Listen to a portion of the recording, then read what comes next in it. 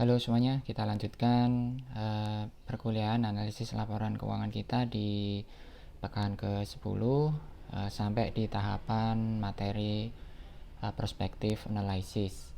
Pertama kita lihat dulu apa yang sudah selesai dipelajari ya dari analisis yang pertama, business environment and strategy analysis, terus kemudian dilanjutkan dengan accounting analysis, dan kemudian diteruskan analisis keuangan ya, financial analysis, di mana yang dipelajari sebagian adalah analisis arus kas, terus kemudian analisis profitabilitas.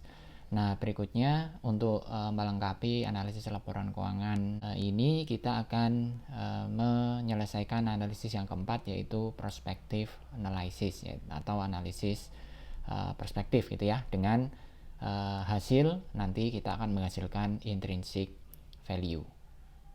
Nah, itu secara singkat materi yang sudah dipelajari dan kaitannya dengan analisis perspektif yang akan dibahas pada video kali ini. Jadi ini ya.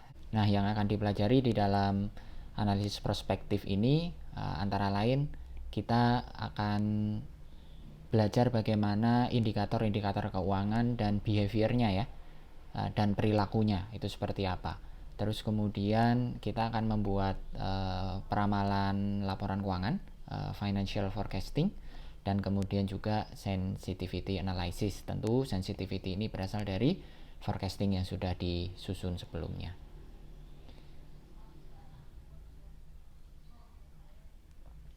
Nah, kita ke materi analisis prospektif ya.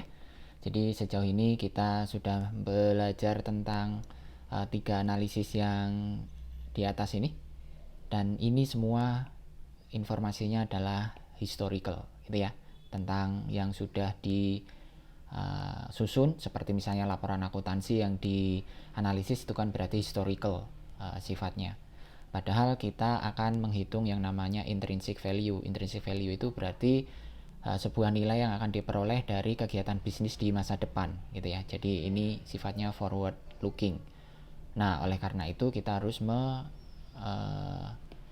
hitung atau harus melakukan yang namanya prospective analysis. Nah, prospective analysis itu sendiri terdiri dari 2 kegiatan ya, atau 2 tahap. Yang pertama forecasting, peramalan laporan keuangan, dan yang kedua adalah valuasi atau penilaian yang menggunakan angka-angka yang sudah di forecast atau sudah diprediksi sebelumnya.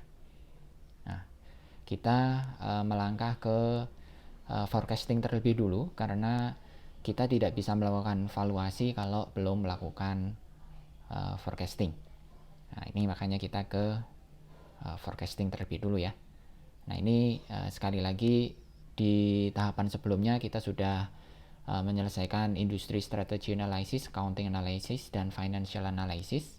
Nah, ini kira-kira apa nih namanya, poin ya, atau materi yang sudah dipelajari dari 3 analisis tadi. Kalau kita belajar industri strategi itu ya berarti kita tahu strategi saat ini seperti apa, competitive advantage-nya apa saja, dan bagaimana itu bisa dipertahankan atau bisa diperoleh di masa depan gitu. Terus di accounting ini, di accounting analysis ini kita tahu apa bias akuntansi ya intinya, dan bagaimana kemudian dibuat namanya penyesuaiannya untuk biar menggambarkan realitas yang sebenarnya, termasuk implikasinya di masa depan seperti apa. Terus di financial analysis itu kita tahu apa saja yang bisa membuat kinerja perusahaan itu baik ya, inputnya apa saja dan apakah sustain itu. Nah, terus kemudian dari pengetahuan atau dari knowledge dari hasil analisis yang sudah dihasilkan di 3 analisis sebelumnya, ini kita pakai untuk menyusun yang namanya forecasting gitu. Nah, sebenarnya apa yang dilakukan di forecasting ini? Dia adalah me-forecast earning, berikut juga cash flow dan balance sheet. Itu yang digunakan. Nah, nanti di forecasting ini juga akan mencoba mempertimbangkan atau memilih asumsi-asumsi mana yang realistis, mana yang tidak realistis, itu yang kemudian dipilah dan tentu digunakan yang realistis gitu ya untuk melakukan forecasting. Misalnya apa? Misalnya sales dan segala macam, nanti kita bahas di tahapannya. Terus kemudian dari situ kita melangkah ke forecasting itu sendiri. Nah, ini ada 11 langkah ya di dalam melakukan forecasting financial sebuah perusahaan. Kita bahas detailnya 11 langkah itu di video berikutnya.